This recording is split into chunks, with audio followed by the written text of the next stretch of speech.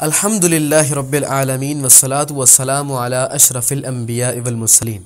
اما بعد فاعوذ باللہ من الشیطان الرجیم بسم اللہ الرحمن الرحیم۔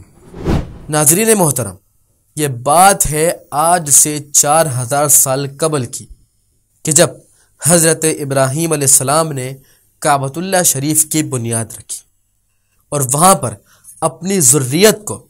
وادی غیر ذی زرع میں چھوڑ دیا تاکہ لوگ اللہ کی وحدانیت کا اقرار کریں اور اس کے آگے سر بسجود ہوں اور اس کی عبادت کریں۔ لیکن وقت گزرنے کے ساتھ ساتھ لوگوں نے اپنے ہاتھ سے بت بنائے اور ان کی پرستش شروع کر دی،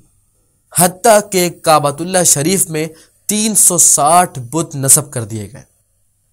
یہاں تک کہ اللہ تعالیٰ کو ان لوگوں پر رحم آیا اور اللہ نے ان کی ہدایت کے لیے اپنے آخری نبی اور اپنے محبوب کریم صلی اللہ علیہ وسلم کو عرب میں مبعوث فرما دیا۔ جب آپ صلی اللہ علیہ وسلم نے لوگوں کو اسلام کی دعوت دی تو چاہ جائے کہ لوگ حضور صلی اللہ علیہ وسلم کی اس دعوت کو قبول کر لیتے اور اپنے خالق حقیقی کی عبادت کرتے اور شرک سے باز آ جاتے، انہوں نے حضور صلی اللہ علیہ وسلم کو نقصان پہنچانا شروع کر دیا، حتیٰ کہ آپ کے قریبی رشتہ دار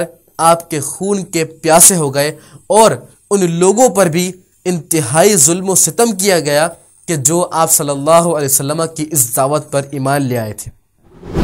آپ صلی اللہ علیہ وسلم اور مسلمانوں کو اس حد تک مجبور کیا گیا کہ انہیں اپنا آبائی وطن چھوڑنا پڑا اور مدینہ المنورہ ہجرت کرنی پڑی۔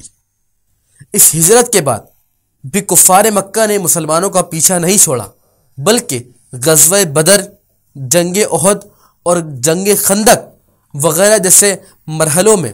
مسلمانوں کا خاتمہ کرنے کی کوشش میں لگے رہے۔ لیکن سن 8 ہجری میں ہجرت کے 8 سال بعد اللہ نے مسلمانوں کو وہ غلبہ عطا فرمایا اور وہ عروج عطا فرمایا کہ مسلمان اسی مکہ المکرمہ میں کہ جہاں سے انہیں ہجرت پر مجبور کر دیا گیا تھا، فاتح کی حیثیت سے داخل ہوئے، اور وہ کفار و مشرکین مکہ کہ جو مسلمانوں پر ظلم و ستم ڈھایا کرتے تھے، وہ سر جھکائے اپنے انجام کے انتظار میں کھڑے تھے کہ دیکھیے اب ہمارے ساتھ ہوتا کیا ہے۔